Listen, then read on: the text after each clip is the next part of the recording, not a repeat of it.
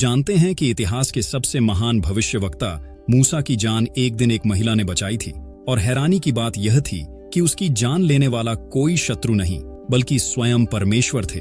वही मूसा जिसने फिरौन को चुनौती दी, वही मूसा जिसने लाल समुद्र को चीर डाला, और वही मूसा जिसने इजरायलियों को दासत्व से छुड़ाया, एक रात मौत के दरवाजे तक पहुंच चुका था। उस घड़ी जब परमेश्वर का क्रोध भड़क उठा और मृत्यु की छाया मूसा पर मंडराने लगी, तभी एक स्त्री ने आगे बढ़कर ऐसा कदम उठाया जिसने इतिहास की धारा ही बदल दी। वह स्त्री थी सिप्पोरा, मूसा की पत्नी। सिप्पोरा कोई साधारण स्त्री नहीं थी, वह साहस और विश्वास की जीवित मिसाल थी। जब मूसा खुद कुछ करने की स्थिति में नहीं था, तब उसने कुछ ऐसा कदम उठाया जिसने मूसा की जान और परमेश्वर की योजना दोनों को बचा लिया। आज हम आपको ले चलेंगे उस रहस्यमयी घटना में जहां रेगिस्तान की धूल, न्याय की पुकार और परमेश्वर की उपस्थिति मिलकर इतिहास रचते हैं। तो बने रहिए हमारे साथ इस वीडियो के आखिर तक, क्योंकि इस कहानी में ऐसा रहस्य छिपा है जिसके बारे में जानकर आप दंग रह जाएंगे।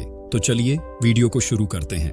सूरज की तपती किरणें मिद्यान के रेगिस्तान पर अपना कहर बरसा रही थी। धूल भरी हवा में एक अजनबी व्यक्ति की आकृति दिखाई दी। यह कोई साधारण यात्री नहीं था, यह मूसा था जो मिस्र के महल से भागकर यहाँ पहुंचा था। उसके हृदय में अपराध बोध का भार था, क्योंकि उसने एक मिस्री को मार डाला था और अब अपनी जान बचाकर भटक रहा था। बाइबल के निर्गमन 2 के वचन 15 में लिखा है, जब फिरौन ने यह बात सुनी तो उसने मूसा को मार डालने की युक्ति की, परंतु मूसा फिरौन के सामने से भागकर मिद्यान देश में जा बसा और वहां एक कुएं के पास बैठ गया। उसी दिन जब मूसा प्यासा और थका हुआ उस कुएं के पास बैठा था, वहां कुछ लड़कियां अपने पिता की भेड़ बकरियों को पानी पिलाने आईं। ये कोई साधारण लड़कियां नहीं थीं, ये मिद्यान के महायाजक यित्रो, जिसे रूएल भी कहा गया है, उसकी बेटियां थीं। उन्हीं में से एक थी सिप्पोरा, जिसका अर्थ था चिड़िया, और वास्तव में उसका स्वभाव भी उतना ही स्वतंत्र और जीवंत था। तभी अचानक वहां कुछ दुष्ट चरवाहे आए और उन लड़कियों को परेशान करने लगे। वे उन्हें कुएं से पानी भरने नहीं दे रहे थे। यह दृश्य देखकर मूसा का खून खौल उठा। हालांकि वह भगोड़ा था, लेकिन न्याय की भावना उसके दिल में अभी भी जीवित थी। निर्गमन 2 के वचन 17 में लिखा है, तब चरवाहे आकर उनको हंकाने लगे, परंतु मूसा ने उठकर उनकी सहायता की और उनकी भेड़ बकरियों को पानी पिलाया। यह महज संयोग नहीं था, यह परमेश्वर की पूर्व निर्धारित योजना थी। जब सिप्पोरा ने इस अजनबी को अपनी और अपनी बहनों की सहायता करते देखा तो उसके दिल में कुछ अलग सा महसूस हुआ। यह व्यक्ति अलग था, इसमें न्याय की भावना थी, साहस था, और सबसे बढ़कर इसकी आंखों में एक अजीब सी गहराई थी, जैसे यह कोई महान उद्देश्य लेकर आया हो। जब सिप्पोरा और उसकी बहनें घर लौटीं तो उनके पिता यित्रो ने आश्चर्य से पूछा कि आज वे इतनी जल्दी कैसे लौट आईं। तब उन्होंने पूरी घटना सुनाई, कैसे एक मिस्री अजनबी ने चरवाहों से उनका बचाव किया और उनकी भेड़ों को पानी भी पिलाया। बाइबल में निर्गमन 2 के वचन 18 और 19 में लिखा है, जब वे अपने पिता रूएल के पास पहुंची तब उसने पूछा, आज तुम क्यों इतनी शीघ्र आ गई? उन्होंने कहा, एक मिस्री पुरुष ने चरवाहों के हाथ से हमारा छुटकारा दिलाया और हमारे लिए बहुत पानी भी भरकर भेड़ बकरियों को पिलाया। यित्रो एक बुद्धिमान व्यक्ति था, वह समझ गया कि यह कोई सामान्य घटना नहीं है। उसने तुरंत अपनी बेटी से कहा कि वह उस व्यक्ति को घर ले आए। निर्गमन 2 के वचन 20 में लिखा है, उसने अपनी बेटियों से कहा, वह कहाँ है? तुम उस मनुष्य को क्यों छोड़ आई? उसको बुला लाओ कि वह हमारे साथ भोजन करे। यह मुलाकात भाग्य नहीं बल्कि परमेश्वर की पूर्व निर्धारित योजना थी। जब मूसा यित्रो के घर पहुंचा तो उसे एहसास हुआ कि यहाँ कुछ अलग है। यित्रो केवल एक चरवाहा नहीं था, वह मिद्यान का महायाजक था। उसके पास गहरी आध्यात्मिक समझ थी, और सिप्पोरा वह केवल सुंदर ही नहीं थी बल्कि उसमें एक अलग तरह की बुद्धि और समझदारी थी। दिन बीतते गए और मूसा यित्रो के घर में ही रहने लगा। वह उनकी भेड़ बकरियों की देखभाल करने लगा। इसी दौरान सिप्पोरा और मूसा के बीच एक खूबसूरत रिश्ता बनने लगा। मूसा के दिल में सिप्पोरा के लिए प्रेम जग गया था, लेकिन वह अपने अतीत के कारण संकोच में था। वह सोचता, मैं एक भगोड़ा हूँ, एक हत्यारा, इस निर्दोष लड़की के जीवन में अंधकार कैसे ला सकता हूँ? लेकिन सिप्पोरा ने उसके दिल की आवाज को पहचान लिया था। उसने देखा था कि यह व्यक्ति दुष्ट नहीं है, ये केवल न्याय की खातिर गलत राह पर चला गया है। उसने अपने पिता से मूसा के बारे में बात की। बाइबल के निर्गमन 2 के वचन 21 में लिखा है, और मूसा उस मनुष्य के साथ रहने को प्रसन्न हुआ और उसने अपनी बेटी सिप्पोरा का विवाह मूसा से कर दिया। सिप्पोरा और मूसा का विवाह कोई साधारण विवाह नहीं था। यह केवल 2 दिलों का मिलन नहीं था, बल्कि परमेश्वर की उस महान योजना का हिस्सा था जिसमें मूसा आने वाले समय में इस्राएलियों का उद्धारकर्ता बनने वाला था। सिप्पोरा अब सिर्फ पत्नी नहीं थी, बल्कि उस व्यक्ति की जीवन संगिनी बनी थी जिसे परमेश्वर ने एक महान कार्य के लिए चुना था। विवाह के बाद उनके घर में खुशियां आईं। सिप्पोरा ने एक पुत्र को जन्म दिया। निर्गमन 2 के वचन 22 में लिखा है, और उसके एक पुत्र हुआ और मूसा ने उसका नाम गेरशोम रखा, क्योंकि उसने कहा, मैं पराये देश में परदेशी हूँ। इस नाम का अर्थ था वहां एक परदेशी, और यह मूसा के मन की गहराई को दर्शाता था। वह अब भी स्वयं को पराया, अकेला और भटकता हुआ महसूस करता था। साल बीतते गए। मूसा अब एक शांत चरवाहे के जीवन जी रहा था। सिप्पोरा ने उसके जीवन में स्थिरता लाई थी। उनका एक और पुत्र हुआ जिसका नाम एलिएजर रखा गया, जिसका अर्थ था मेरा परमेश्वर सहायक है। इस नाम ने गवाही दी कि मूसा का जीवन अब केवल उसके अतीत की छाया नहीं, बल्कि परमेश्वर की मदद और कृपा का प्रमाण भी है। हालांकि मूसा ने सोचा कि उसका जीवन अब इसी तरह बीतेगा, लेकिन परमेश्वर ने उसे नहीं भुलाया था। वह केवल उचित समय की प्रतीक्षा कर रहा था। और फिर वह रहस्यमय दिन आया जब मूसा अपनी ससुर यित्रो की भेड़ बकरियां चराते हुए होरेब पर्वत पहुंचा, जिसे परमेश्वर का पर्वत भी कहा जाता था। वहां उसने एक अद्भुत दृश्य देखा। एक झाड़ी आग से जल रही थी, लेकिन भस्म नहीं हो रही थी। बाइबल में निर्गमन 3 के वचन 2 और 3 में लिखा है, और यहोवा के दूत ने झाड़ी के बीच से आग की लौ में उसको दर्शन दिया, और उसने देखा कि झाड़ी जल रही है परंतु भस्म नहीं होती। तब मूसा ने कहा, मैं उधर जाकर यह बड़ा अद्भुत दृश्य देखूंगा कि झाड़ी क्यों नहीं जलती। यह वह क्षण था जब परमेश्वर ने मूसा को अपने महान उद्देश्य के लिए बुलाया।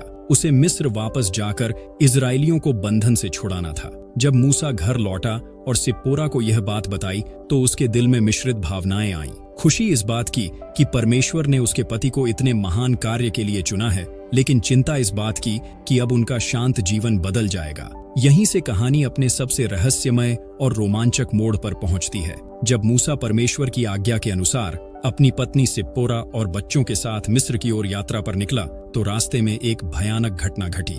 बाइबल बताती है कि परमेश्वर स्वयं मूसा से भेंट करने आया और उसे मार डालना चाहा। निर्गमन 4 के वचन 24 में लिखा है, मार्ग में सराय में ऐसा हुआ कि यहोवा ने मूसा से भेंट करके उसे मार डालना चाहा। लेकिन क्यों? आखिर ऐसा क्या हुआ था? दरअसल मूसा ने अपने पुत्रों का खतना नहीं कराया था। खतना परमेश्वर और उसके लोगों के बीच की वाचा का पवित्र चिन्ह था। यह केवल एक परंपरा नहीं, बल्कि इजराइल की पहचान थी। मूसा, जो स्वयं परमेश्वर का चुना हुआ सेवक था, इस बात की अनदेखी नहीं कर सकता था। यही कारण था कि यह स्थिति उसके जीवन पर मृत्यु का साया बनकर आई। लेकिन इसी निर्णायक घड़ी में सिप्पोरा ने असाधारण साहस और आत्मिक समझ दिखाई। उसने तुरंत पहचाना कि समस्या कहाँ है और बिना देर किए कदम उठाया। उसने एक तेज चकमक पत्थर लेकर अपने पुत्र का खतना किया।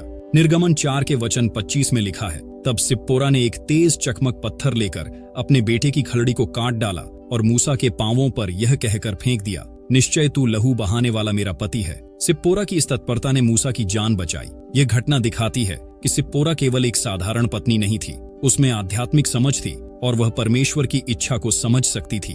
उसकी इस वीरता के कारण परमेश्वर का क्रोध शांत हुआ। बाइबल के निर्गमन 4 के वचन 26 में लिखा है, तब यहोवा ने उसे छोड़ दिया और उसी समय खतने के कारण वह बोली, तू लहू बहाने वाला पति है। कुछ विद्वान मानते हैं कि सिप्पोरा इस कार्य से प्रसन्न नहीं थी। वह मिद्यानी स्त्री थी और खतना यहूदी रीति थी। संभव है कि उसे यह रीति खटक रही थी। लहू बहाने वाला पति कहकर उसने मूसा पर नाराजगी या व्यंग्य जताया हो कि उसने उसे इस रक्त से जुड़ी परंपरा में शामिल होने पर मजबूर कर दिया। पर दूसरी ओर उसने समझ लिया कि यह परमेश्वर की शर्त थी। अब आप सोच रहे होंगे कि यह खतना क्या है, तो आपको हम बता दें कि खतना कोई साधारण शारीरिक प्रक्रिया नहीं, ये एक आत्मिक प्रतीक है, एक वाचा का चिन्ह जो परमेश्वर और उसके चुने हुए लोगों के बीच संबंध को दर्शाता है। बाइबल में उत्पत्ति 17 के वचन 10 में लिखा है, यह मेरी वाचा है जिसे तुम मेरे और तुम्हारी संतानों के बीच रखोगे। तुम्हारे बीच के हर पुरुष का खतना होगा। खतना का मतलब है पुरुष के शरीर की उस त्वचा को काटना जो उम्मीद करते हैं कि आप समझ गए। इसे खलड़ी कहा जाता है। लेकिन ध्यान दीजिए, परमेश्वर के लिए ये सिर्फ शरीर की बात नहीं थी, ये एक आत्मिक समर्पण का प्रतीक था, एक ऐसा संकेत कि यह व्यक्ति अब परमेश्वर के लिए अलग किया गया है। अब आप यह सोच रहे होंगे कि आज के समय में ये क्यों नहीं होता, क्योंकि जब यीशु मसीह आए तब उन्होंने एक नई वाचा स्थापित की। अब परमेश्वर को बाहरी खतना नहीं बल्कि हृदय का खतना चाहिए। बाइबल में रोमियो 2 के वचन 29 में लिखा है, खतना तो मन का होता है, आत्मा में, न कि अक्षर में। ऐसा व्यक्ति प्रशंसा मनुष्यों से नहीं परंतु परमेश्वर से पाता है। यानी अब परमेश्वर यह देखता है कि क्या हमने अपने जीवन से पाप, अहंकार और अधर्म की खलड़ी को काटा है या नहीं। आगे हम देखते हैं कि इस घटना के बाद एक कष्टकारी निर्णय लेना पड़ा। मूसा को एहसास हुआ कि आने वाली यात्रा और मिस्र में होने वाले संघर्ष बहुत खतरनाक हैं। उसने सिप्पोरा और अपने बच्चों को वापस मिद्यान उनके पिता के पास भेज दिया। सिप्पोरा समझती थी कि उसका पति एक महान उद्देश्य के लिए जा रहा है, लेकिन फिर भी यह बिछुड़न आसान नहीं था। वह जानती थी कि मूसा को उसकी जरूरत होगी, लेकिन बच्चों की सुरक्षा भी महत्वपूर्ण थी। निर्गमन 18 के वचन 2 में लिखा है, तब मूसा की ससुर यित्रो ने मूसा की स्त्री सिप्पोरा को, जिसे उसने विदा किया था, ले लिया। इसके बाद मूसा अकेला मिस्र गया। वहां उसने फरौन के सामने परमेश्वर के चमत्कार दिखाए। 10 विपत्तियां आईं और अंततः इजरायली मिस्र से निकल आए। लेकिन सिप्पोरा की कहानी यहीं समाप्त नहीं हुई। वह धैर्य के साथ अपने पति की वापसी का इंतजार करती रही। जब इजरायली लाल समुद्र को पार करके सिनाई के रेगिस्तान में पहुंचे तो मूसा के लिए एक सुखद समाचार आया। उसका ससुर यित्रो अपनी बेटी सिप्पोरा और उसके दोनों बेटों को लेकर उससे मिलने आ रहा था। निर्गमन 18 के वचन 5 में लिखा है, मूसा का ससुर यित्रो उसकी स्त्री और 2 बेटों को साथ लेकर उस रेगिस्तान में, जहां मूसा ने परमेश्वर के पर्वत के पास डेरा डाला था, उसके पास आया। कल्पना कीजिए यह पुनर्मिलन कितना भावुक रहा होगा। मूसा महीनों बाद अपनी पत्नी और बच्चों से मिल रहा था। उस क्षण का आनंद शब्दों से परे था। मूसा ने उन्हें सब कुछ बताया, कैसे परमेश्वर ने लाल समुद्र को 2 भागों में बांट दिया, कैसे फरौन की पूरी सेना जल में डूब गई और कैसे परमेश्वर ने अपनी अद्भुत शक्ति से इस्राएल को दासत्व से छुड़ाया। निर्गमन 18 के वचन 8 में लिखा है, और मूसा ने अपने ससुर से वह सब कुछ वर्णन किया जो यहोवा ने इस्राएलियों के कारण फिरौन और मिस्रियों से किया था, और जो कष्ट मार्ग में उन पर पड़े थे, और यह भी कि यहोवा ने किस रीति से उनका उद्धार किया था। यित्रो इन सब बातों को सुनकर बहुत प्रसन्न हुआ और उसने परमेश्वर की स्तुति की। बाइबल के निर्गमन 18 के वचन 9 और 10 में लिखा है, यित्रो उस सारी भलाई के कारण जो यहोवा ने इस्राएलियों से की थी और इस कारण कि उसने उन्हें मिस्रियों के हाथ से छुड़ाया था, बहुत आनंदित हुआ। और यित्रो ने कहा, यहोवा धन्य है जिसने तुमको मिस्रियों और फिरौन के हाथ से छुड़ाया और प्रजा को मिस्रियों के वश से छुटकारा दिलाया। यह पुनर्मिलन केवल एक परिवार का मिलन नहीं था, बल्कि यह परमेश्वर की विजय का उत्सव था। यहाँ एक ओर पति पत्नी और पिता बच्चों की खुशी थी और दूसरी ओर परमेश्वर की अद्भुत मुक्ति की गवाही। सिप्पोरा की वापसी के साथ मूसा के जीवन में फिर से स्थिरता आई, लेकिन जल्द ही यित्रो ने देखा कि मूसा अकेले ही सभी इजरायलियों की समस्याओं का समाधान करने की कोशिश कर रहा है। एक दिन यित्रो ने देखा कि सुबह से शाम तक लोगों की लंबी कतार लगी हुई है और मूसा अकेला ही सभी के विवादों का निपटारा कर रहा है। यह देखकर उसे चिंता हुई। बाइबल में निर्गमन 18 के वचन 17 और 18 में लिखा है, तब मूसा के ससुर ने उससे कहा, जो काम तू करता है वह अच्छा नहीं, तू भी अवश्य थक जाएगा और ये लोग भी जो तेरे संग हैं थक जाएंगे, क्योंकि यह काम तेरे लिए बहुत भारी है, तू इसे अकेला नहीं कर सकता। यित्रो ने मूसा को सलाह दी कि वह योग्य और भरोसेमंद व्यक्तियों को चुने और उन्हें हजारों, सैकड़ों, 50 और 10 का अधिकारी बनाए। इस प्रकार छोटे छोटे विवाद वे अधिकारी निपटाए और केवल कठिन मामलों को मूसा तक पहुंचाए। यहाँ हम देखते हैं कि सिप्पोरा के परिवार का मूसा के नेतृत्व में कितना महत्वपूर्ण योगदान था। निर्गमन 18 के वचन 24 में लिखा है, मूसा ने अपने ससुर की बात मानी और जो कुछ उसने कहा था वैसा ही किया। ये व्यवस्था न्यायाधीशों की स्थापना का आधार बनी, जो आज तक न्याय प्रणाली में उपयोग होती है। समय बीतता गया, लेकिन मूसा के जीवन में चुनौतियां कभी खत्म नहीं हुई। एक दिन तो उसके अपने ही भाई बहन हारून और मिरियम उसके विरुद्ध बोल उठे।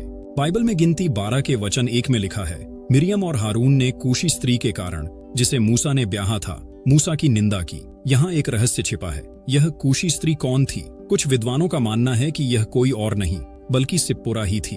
उसकी पहचान और उसकी निष्ठा पर सवाल उठाए गए, लेकिन सिप्पोरा कोई साधारण स्त्री नहीं थी। वह एक मौन योद्धा थी।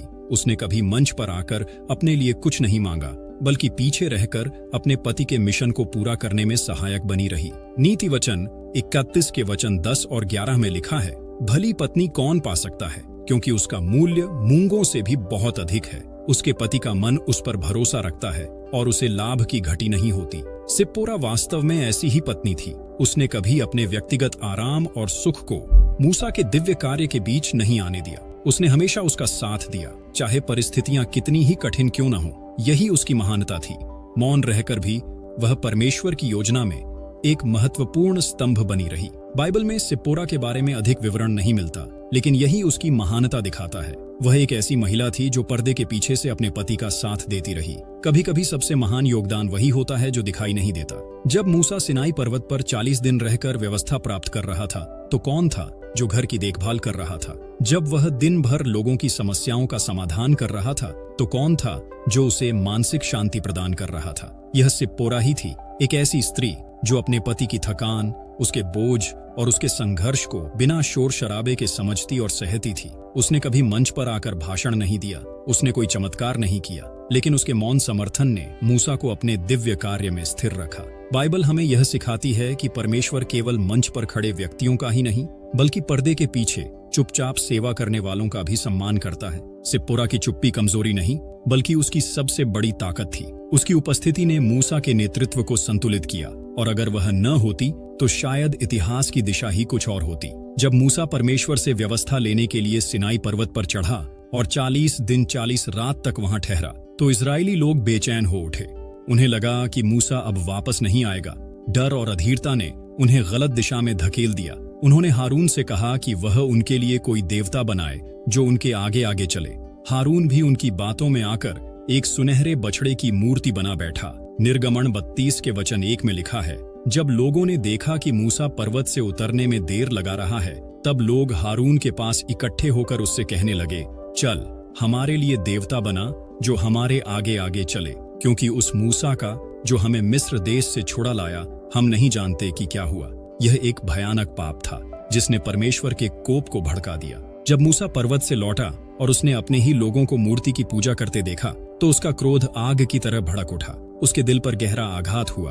वह लोग जिन्हें परमेश्वर ने चमत्कारों से छुड़ाया था, वही अब मूर्ति पूजा में गिर गए थे। हालांकि बाइबल में इसका सीधा उल्लेख नहीं है, लेकिन हम कल्पना कर सकते हैं कि जब मूसा ने अपनी ही जाति के लोगों के पाप के कारण दुख में रात्रि बिताई होगी, तो सिप्पोरा ने उसे सांत्वना दी होगी। बाइबल में सबोपदेशक 4 के वचन 9 और 10 में लिखा है, 2 एक से अच्छे हैं, क्योंकि उनकी मेहनत का फल अच्छा मिलता है। क्योंकि यदि वे गिरें तो एक अपने साथी को उठाएगा, परंतु हाय उस अकेले मनुष्य पर जो गिरे और उसका कोई साथी न हो जो उसे उठाए। सिप्पोरा मूसा की वही साथी थी जिसने संकट की घड़ी में उसका हाथ थामा, उसके आंसुओं को पोंछा और उसे फिर से खड़ा किया।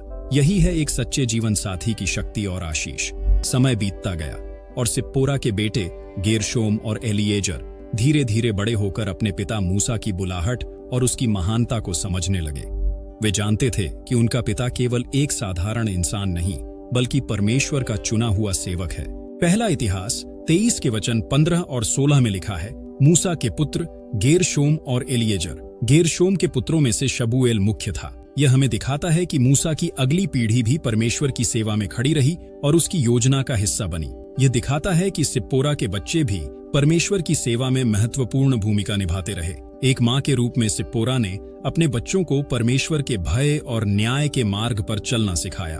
उसने उन्हें यह समझाया कि उनका पिता केवल एक व्यक्ति नहीं, बल्कि परमेश्वर का चुना हुआ सेवक है। नीति वचन 22 के वचन 6 में लिखा है, बालक को शिक्षा उसी मार्ग की दे जिसमें उसे चलना चाहिए, और वह बुढ़ापे में भी उससे मुंह न मोड़ेगा। सिप्पोरा ने इसी सिद्धांत पर अपने बच्चों की परवरिश की। यही कारण था कि उसकी अगली पीढ़ी भी विश्वास और सेवा की ज्योति जलाए रख सकी। इजराइल की जाति को प्रतिज्ञा किया गया देश तुरंत नहीं मिला। उन्हें पूरे 40 वर्ष रेगिस्तान में भटकना पड़ा। ये कठिन समय केवल मूसा के लिए ही नहीं, बल्कि सिप्पोरा के लिए भी एक बड़ी परीक्षा था। सोचिए, रेगिस्तान का जीवन कितना कठिन रहा होगा। पानी की कमी, भोजन की समस्या, लोगों की शिकायतें और सबसे बढ़कर अनिश्चितता। लेकिन सिप्पोरा ने धैर्य नहीं खोया। वह जानती थी कि परमेश्वर अपना वादा पूरा करेगा। यशायाह 40 के वचन 31 में लिखा है, परंतु यहोवा की बाट जोहने वालों के बल नए होते जाएंगे। वे उकाबों के समान उड़ेंगे। वे दौड़ेंगे और श्रमित न होंगे, चलेंगे और थकित न होंगे। इन 40 वर्षों में सिप्पोरा ने वे घटनाएं देखीं जो आज भी इतिहास के सबसे बड़े चमत्कारों में गिनी जाती हैं। लाल समुद्र का बंटना, मन्ना का स्वर्ग से गिरना, चट्टान से पानी निकलना, सिनाई पर्वत पर परमेश्वर की उपस्थिति और मिलाप वाले तंबू का निर्माण। सिप्पोरा वास्तव में उन अद्भुत घटनाओं की प्रत्यक्षदर्शी थी। उसने धैर्य, विश्वास और साहस के साथ मूसा का साथ दिया, और यही कारण है कि उसे रेगिस्तान की रानी कहा जा सकता है। क्योंकि उसने कठिनाइयों के बीच भी विश्वास की ज्योति को बुझने नहीं दिया। समय अपनी अंतिम सीमा तक पहुंच चुका था। मूसा, जिसने मिस्र से लाखों इस्राएलियों को छुड़ाया, 40 वर्षों तक रेगिस्तान में उनका नेतृत्व किया और जिसे परमेश्वर ने आमने सामने जाना, अब 120 वर्ष का हो चुका था। परमेश्वर ने उसे नबो पर्वत पर बुलाया, जहां से उसने वादा किए गए देश को देखा, पर उसमें प्रवेश नहीं कर सका। बाइबल में व्यवस्था विवरण 34 के वचन 1 और 4 में लिखा है, फिर मूसा मोआब के मैदान से नबो पर्वत पर चढ़कर पिसगा की चोटी पर गया, जो यरीहो के सामने है। वहां यहोवा ने उसको गिलाद से दान तक का सारा देश दिखाया, और यहोवा ने उससे कहा, जिस देश के विषय में मैंने अब्राहम, इसहाक और याकूब से शपथ खाकर कहा था कि मैं इसे तेरे वंश को दूंगा, वह यही है। मैंने इसको तुझे साक्षात दिखलाया है, परंतु तू पार होकर वहां जाने न पाएगा। यह मूसा की अंतिम घड़ी थी। बाइबल में यह नहीं बताया गया कि उस समय सिप्पोरा कहाँ थी, पर हम कल्पना कर सकते हैं कि उसके हृदय पर क्या बीती होगी। जिस पुरुष के साथ उसने रेगिस्तान की कठिनाइयां, परमेश्वर के अद्भुत चमत्कार और अनगिनत संघर्ष साझा किए थे, वही अब उससे हमेशा के लिए जुदा हो रहा था। व्यवस्था विवरण 34 के वचन 10 और 12 में लिखा है, और इस्राएल में मूसा के तुल्य कोई ऐसा नबी फिर नहीं उठा, जिसे यहोवा ने आमने सामने जाना हो उन सब चिन्हों और चमत्कारों में जो यहोवा ने उसे मिस्र देश में फिरौन और उसके सब कर्मचारियों और सारे देश के सामने दिखाने को दिए थे, और उस सब बलवंत काम और बड़े भयानक काम में जो मूसा ने सारे इस्राएल के सामने किए। मूसा चला गया, लेकिन उसके साथ सिप्पोरा की कहानी भी इतिहास में अमर हो गई। उसका प्रेम, उसका धैर्य, उसका मौन बलिदान और उसका अटूट विश्वास, यही वह विरासत है जो आज भी हमें प्रेरित करती है। सिप्पोरा और मूसा की यह गाथा केवल पति पत्नी की कहानी नहीं है, बल्कि यह प्रेम और विश्वास की अमर कहानी है जो सदियों तक गूंजती रहेगी। सिप्पोरा की कहानी यहीं समाप्त नहीं होती। उसकी विरासत आने वाली हजारों पीढ़ियों के लिए भी प्रेरणा का स्रोत बनी। जब मूसा की जान खतरे में थी, तो सिप्पोरा ने हिम्मत नहीं हारी। उसने तुरंत कार्य किया और अपने पति की जान बचाई। बाइबल में यहोशू 1 के वचन 9 में लिखा है, क्या मैंने तुझे आज्ञा नहीं दी? हियाव बांध कर दृढ़ हो जा, भयभीत न हो और तेरा मन कच्चा न हो, क्योंकि जहां कहीं तू जाएगा वहां तेरा परमेश्वर यहोवा तेरे संग रहेगा। 40 साल के रेगिस्तानी जीवन में उसने कभी हार नहीं मानी। उसने परमेश्वर की योजना पर भरोसा रखा। वह दुनिया की सबसे महान नेता की पत्नी थी, लेकिन कभी अहंकार नहीं दिखाया। वह हमेशा पर्दे के पीछे रहकर अपने पति का साथ देती रही। फिलिप्पियों 2 के वचन 3 में लिखा है, विरोध या झूठी बढ़ाई के लिए कुछ न करो, पर दीनता से एक दूसरे को अपने से अच्छा समझो। उसने एक मिद्यानी होकर भी इस्राएल के परमेश्वर पर विश्वास किया और उसकी सेवा में अपना जीवन समर्पित किया। सिप्पोरा की कहानी केवल प्राचीन इतिहास नहीं है, यह आज की हर महिला और परिवार के लिए प्रेरणा है। उसका जीवन हमें सिखाता है कि विश्वास, धैर्य और साहस के साथ कोई भी परिस्थिति जीती जा सकती है। जब परिवार पर कठिनाइयां आए, तो डरकर टूटने के बजाय मिलकर समाधान ढूंढना चाहिए। जैसे सिप्पोरा ने संकट की घड़ी में मूसा की जान बचाई, वैसे ही आज भी महिलाएं अपने परिवार को संभाल सकती हैं। सिप्पोरा ने अपने निजी सुख का त्याग करके मूसा के बुलावे में उसका साथ दिया। आज की पत्नियां भी अपने पति के सही सपनों और लक्ष्यों में सहभागी बनकर उनके जीवन को संबल दे सकती हैं। सिप्पोरा ने अपने बच्चों को परमेश्वर के भय और सेवा में प्रशिक्षित किया। यह हर माँ की जिम्मेदारी है कि वह अपने बच्चों को सही मार्ग पर चलने की शिक्षा दे। जीवन में उतार चढ़ाव आते हैं, परंतु धैर्य और विश्वास से ही मंजिल पाई जाती है। रेगिस्तान में 40 वर्षों तक सिप्पोरा का धैर्य ही उसकी सबसे बड़ी ताकत था। बाइबल में यिर्मयाह 29 के वचन 11 में लिखा है, क्योंकि यहोवा की यह वाणी है, जो कल्पनाएं मैं तुम्हारे विषय करता हूँ उन्हें मैं जानता हूँ, वे हानि की नहीं वरन कुशल की हैं, और अंत में तुम्हारी आशा पूरी करने के लिए हैं। सिप्पोरा का जीवन हमें सिखाता है कि सच्चा विश्वास केवल अतीत की कहानियों में नहीं, बल्कि हमारे आज और भविष्य में भी मार्गदर्शक बन सकता है। सिप्पोरा की कहानी केवल ऐतिहासिक घटना नहीं है, यह परमेश्वर की महान योजना में साधारण लोगों की असाधारण भूमिका की जीवंत गवाही है। एक मिद्यानी लड़की से इजराइल की माता बनने तक का यह सफर हमें यह सिखाता है कि परमेश्वर हर जाति और राष्ट्र के लोगों को अपने कार्य में उपयोग कर सकता है। प्रेम की सच्ची परीक्षा कठिन समय में होती है। पत्नी की भूमिका केवल घर तक सीमित नहीं, बल्कि पति के सपनों की साझीदार की है। धैर्य और विश्वास के साथ हर कठिनाई को पार किया जा सकता है। बाइबल में नीति वचन 31 के वचन 28 और 29 में लिखा है, उसके बालक उठकर उसको धन्य कहते हैं, उसका पति भी उठकर उसकी यूं प्रशंसा करता है। बहुत सी स्त्रियों ने अच्छे अच्छे काम तो किए हैं, परंतु तू उन सब में श्रेष्ठ है। सिप्पोरा वास्तव में इसी प्रकार की महिला थी। भले ही उसका नाम उतना प्रसिद्ध ना हो, लेकिन वह इतिहास की सबसे महान महिलाओं में से एक रही। अंततः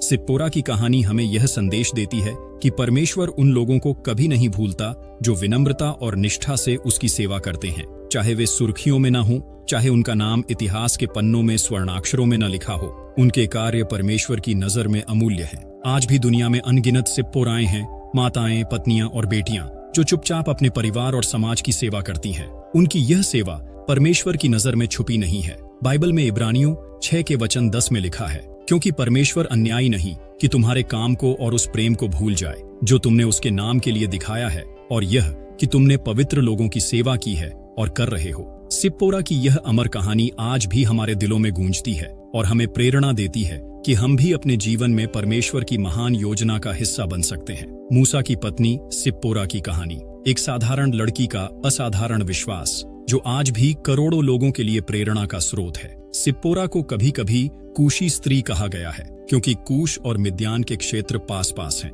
कुछ विद्वान मानते हैं कि मूसा की दूसरी कोई पत्नी नहीं थी और यही कूशी स्त्री सिप्पोरा थी। जो भी हो, हारून और मिरियम का मूसा के विरुद्ध यह विरोध पूरी तरह गलत था। वे मूसा की पत्नी के कारण उसकी आलोचना कर रहे थे, जबकि असली कारण शायद ईर्ष्या थी कि परमेश्वर ने मूसा को विशेष अधिकार दिया था। लेकिन परमेश्वर ने इस विरोध को बर्दाश्त नहीं किया। उसने मिरियम को कोढ़ की बीमारी से दंडित किया, जिससे यह स्पष्ट हो गया कि मूसा की पत्नी का सम्मान उसके लिए अत्यंत महत्वपूर्ण था। बाइबल में गिनती 12 के वचन 9 और 10 में लिखा है, तब यहोवा का कोप उन पर भड़का और वह चला गया, और जब बादल तंबू के ऊपर से हट गया, तब क्या देखा कि मिरियम हिम के समान कोढ़िन हो गई। इस घटना से स्पष्ट होता है कि परमेश्वर मूसा की पत्नी का सम्मान करता था, चाहे वह सिप्पोरा ही क्यों न हो, और उसने उनके प्रति विश्वास और सेवा की महत्ता को दर्शाया। याद रखिए, सिप्पोरा की तरह असली ताकत हमेशा धैर्य, विश्वास और प्रेम में छुपी होती है। अगर आपको सिप्पोरा की यह प्रेरक कहानी पसंद आई तो वीडियो को लाइक जरूर करें, अपने सभी दोस्तों के साथ शेयर करें और हमारे चैनल द बाइबल टेल्स को सब्सक्राइब करना बिल्कुल न भूलें।